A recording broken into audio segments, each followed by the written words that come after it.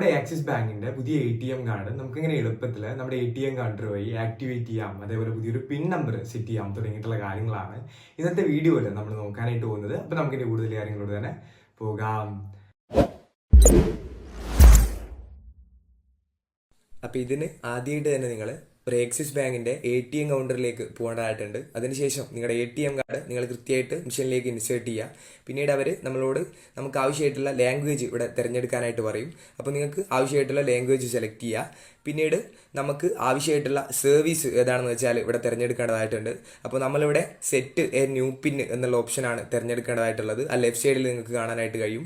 പിന്നെ ജസ്റ്റ് ഒന്ന് വെയിറ്റ് ചെയ്യുക. പിന്നീട് അവർ നമ്മുടെ ബാങ്കിൽ രജിസ്റ്റർ ചെയ്തിട്ടുള്ള 10 അക്ക മൊബൈൽ നമ്പർ കൃത്യമായിട്ട് തന്നെ ഇവിടെ എൻ്റർ ചെയ്യാനായിട്ട് പറയും. അത് എൻ്റർ ചെയ്തതിന് ശേഷം യെസ് എന്നുള്ള ഓപ്ഷൻ സെലക്ട് ചെയ്യുക. പിന്നീട് ഇവിടെ പറയുന്നത് നമ്മുടെ ബാങ്കിൽ നമ്മൾ കൊടുത്തിട്ടുള്ള നമ്മുടെ ഡേറ്റ് ഓഫ് ബർത്ത് ഇവിടെ നമ്മൾ കൃത്യമായിട്ട് തന്നെ ഡേറ്റ്, മന്ത്, ഇയർ എന്നുള്ള ഓർഡറിൽ ടൈപ്പ് ചെയ്ത് കൊടുക്കേണ്ടതായിട്ടുണ്ട്.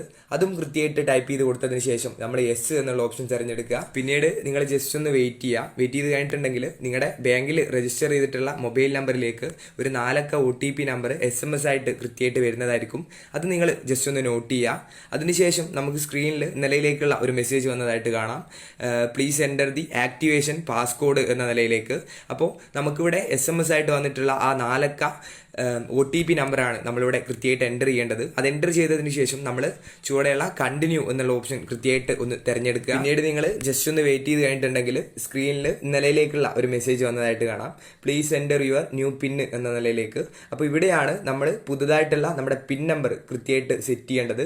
അപ്പോൾ നിങ്ങളിവിടെ സെക്യൂർ ആയിട്ടുള്ള നിങ്ങളുടെ ഓർമ്മയിൽ ഇരിക്കുന്ന ഒരു 4 അക്ക പിൻ നമ്പറുകൾ തന്നെ സെറ്റ് ചെയ്യാനായിട്ട് പരമാവധി ശ്രദ്ധിക്കുക. അത് സെറ്റ് ചെയ്തതിന് ശേഷം നിങ്ങൾ കണ്ടിന്യൂ എന്നുള്ള ഓപ്ഷൻ സെലക്ട് ചെയ്യുക. പിന്നീട് ഒരു തവണ കൂടി ആ പിൻ നമ്പർ ഇവിടെ എൻ്റർ ചെയ്യാനായിട്ട് ആര് പറയുന്നുണ്ട്.